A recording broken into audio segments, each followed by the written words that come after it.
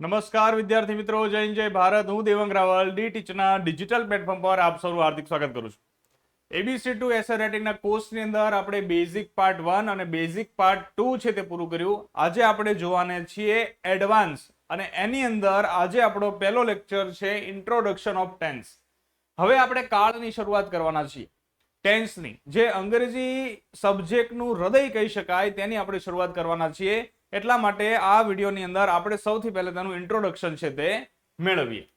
તો તમે સમજો કે ટેન્સ છે, ટેન્સનો મતલબ શું થાય? ટેન્સનો મતલબ થાય કાળ, અને કાળ એટલે સમય. કાળ એટલે શું થશે? સમય. મુખ્ય 3 કાળ છે. કેટલા કાળ છે? 3. એટલે કે મુખ્યત્વે સમયના કેટલા પ્રકાર છે? 3 પ્રકાર છે. કયા કયા 3 પ્રકાર છે? વીતેલો સમય, અત્યારનો સમય અને આવનારો સમય. જે સમય વીતી ગયો છે તે, જે સમય અત્યારે શરૂ છે તે, અને જે સમય હવે આવવાનો છે તે. આ 3 છે તે કાળના પ્રકારો છે. હવે આ જે વીતેલો સમય, અત્યારનો સમય અને આવનારો સમય છે તેને આપણે ગુજરાતીમાં કહીએ છીએ ભૂતકાળ, વર્તમાન કાળ અને ભવિષ્યકાળ. ક્લિયર? ભૂતકાળ, વર્તમાન કાળ અને ભવિષ્યકાળ. અને એને આપણે અંગ્રેજીમાં કહીએ છીએ past tense, present tense and future tense. Clear? મુખ્ય કેટલા કાળ છે? 3 કાળ છે. પાસ્ટ ટેન્સ, પ્રેઝન્ટ ટેન્સ અને ફ્યુચર ટેન્સ. હવે આ પાસ્ટ, પ્રેઝન્ટ અને ફ્યુચર ટેન્સ છે એ કાળની અંદર આપણે મુખ્યત્વે 4 ક્રિયાઓ કરી શકીએ. કેટલી ક્રિયાઓ કરી શકીએ? 4. આ દરેક કાળની અંદર તમે વર્તમાન કાળમાં હોય, તમે ભૂતકાળમાં હોય કે તમે ભવિષ્યકાળમાં હોય, તમે કેટલી ક્રિયા કરી શકશો? 4. એ 4 ક્રિયાને આપણે કહીએ છીએ સાદી, ચાલુ, પૂર્ણ અને ચાલુ પૂર્ણ. હું રમું છું, હું રમી રહ્યો છું, મેં રમી લીધું છે, હું 11 વાગ્યાનો રમી રહ્યો છું. આ 4 પ્રકારની ક્રિયા છે તે આપણે કોઈ પણ કાળની અંદર છે તે કરી શકીએ છીએ. હવે સાદીને આપણે કહીશું સિમ્પલ, ચાલુને કહીશું કન્ટિન્યુઅસ, પૂર્ણને કહીશું પરફેક્ટ અને ચાલુ પૂર્ણને કહીશું પરફેક્ટ કન્ટિન્યુઅસ ઇંગ્લિશમાં. ક્લિયર? હવે તમે સમજો મેં શું કીધું કે 3 કાળ છે, પાસ્ટ, પ્રેઝન્ટ અને ફ્યુચર. આ 3 કાળની અંદર 4 ક્રિયા થઈ શકે છે: simple, continuous, perfect, continuous, perfect. Clear?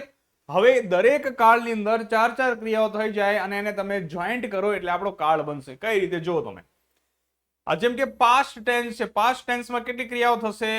4 ક્રિયાઓ થશે.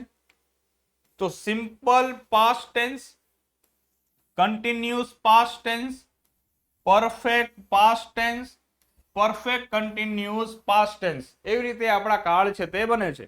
ડિટેલ્સમાં સમજો તમે કે આ આપણી 4 ક્રિયા છે. હવે 4 ક્રિયાને એક કાળની અંદર આપણે કરવાની કોશિશ કરી એટલે શું બને છે? જો આપણો કાળ બનશે.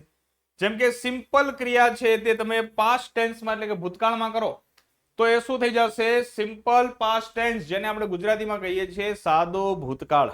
ક્લિયર? કન્ટિન્યુઅસ એટલે કે ચાલુ ક્રિયા છે ને તમે પાસ્ટ ટેન્સની અંદર કરો તો બની જશે કન્ટિન્યુઅસ પાસ્ટ ટેન્સ, જેને આપણે કહીએ છીએ ચાલુ ભૂતકાળ. એવી જ રીતે પૂર્ણ ક્રિયાને તમે પાસ્ટ ટેન્સની અંદર કરો તો બની જશે પરફેક્ટ પાસ્ટ ટેન્સ, જેને આપણે કહીએ છીએ પૂર્ણ ભૂતકાળ. અને ચાલુ પૂર્ણ ક્રિયાને પાસ્ટ ટેન્સની અંદર તમે કરતા હોય, એવું દર્શાવવું હોય તો બની જશે પરફેક્ટ કન્ટિન્યુ પાસ્ટ ટેન્સ, જેને આપણે કહીએ છીએ ચાલુ પૂર્ણ ભૂતકાળ. ખ્યાલ આવે છે? એવી રીતે પાસ્ટ ટેન્સની અંદર આપણે ડિવાઈડ કરીએ. હવે આપણે ડિવાઈડ કરી દઈએ પ્રેઝન્ટ ટેન્સની અંદર. તો સિમ્પલ પ્રેઝન્ટ ટેન્સ એટલે કે સાદો વર્તમાન કાળ. ખ્યાલ આવે છે? કોઈ ક્રિયા તમે અત્યારે કરી રહ્યા છો, ચાલુ ક્રિયા તમે અત્યારે કરી રહ્યા છો પ્રેઝન્ટમાં, તો બની જશે કન્ટિન્યુઅસ પ્રેઝન્ટ ટેન્સ, એટલે થઈ જશે ચાલુ વર્તમાન કાળ. ખ્યાલ આવે છે? કોઈ ક્રિયા વર્તમાનમાં તમે પૂર્ણ કરી દીધી છે તો બની જશે પરફેક્ટ પ્રેઝન્ટ ટેન્સ એટલે કે પૂર્ણ વર્તમાન કાળ. અને અહીંયા એવી રીતે થશે પરફેક્ટ કન્ટિન્યુઅસ પ્રેઝન્ટ ટેન્સ એટલે ચાલુ પૂર્ણ વર્તમાન કાળ. ખ્યાલ આવે છે ને કઈ રીતે કાળ બને છે? એવી રીતે વાત કરીએ આપણે ભવિષ્યકાળની, કે તમે સાદી ક્રિયા ફ્યુચરમાં કરો છો તો બની ગયું સિમ્પલ ફ્યુચર ટેન્સ એટલે કે સાદો ભવિષ્યકાળ. ચાલુ ક્રિયા ભવિષ્યમાં કરવાનું વિચારો છો તો થઈ જશે કન્ટિન્યુઅસ ફ્યુચર ટેન્સ એટલે કે ચાલુ ભવિષ્યકાળ. અહીંયા સાદો ભવિષ્યકાળ, અહીંયા ચાલુ ભવિષ્યકાળ. અને પૂર્ણ ક્રિયા કરવી હોય ભવિષ્યમાં તો થઈ જશે પરફેક્ટ ફ્યુચર ટેન્સ એટલે થઈ જશે પૂર્ણ ભવિષ્યકાળ. અને એવી રીતે થશે પરફેક્ટ કન્ટિન્યુ ફ્યુચર ટેન્સ એટલે કે ચાલુ પૂર્ણ ભવિષ્યકાળ. ખ્યાલ આવે છે કાળ કઈ રીતે બન્યા? એટલે આવી રીતે કોઈ પણ ક્રિયા છે આપણે કોઈ પણ એક કાળમાં કરી શકીએ છીએ. કેટલી? 4 ક્રિયાઓને આપણે ડિવાઈડ કરી છે. વર્તમાન કાળ, ભૂતકાળ અને ભવિષ્યકાળમાં 4 ક્રિયાઓ કરીએ એટલે આ ટોટલ આપણા 12 કાળ છે તે બનતા હોય છે. ક્લિયર? ટોટલ કેટલા કાળ બને છે આપણા? 12. હવે આ 12 કાળનો આપણે સંપૂર્ણ અભ્યાસ છે તે કરવાના છે, પણ આજે તમને ખ્યાલ આવી ગયો છે કે ટેન્સ કઈ રીતે બન્યા. અંગ્રેજીમાં કેટલા કાળ છે એવું પૂછે તો 12 કાળ છે. ખ્યાલ આવે છે?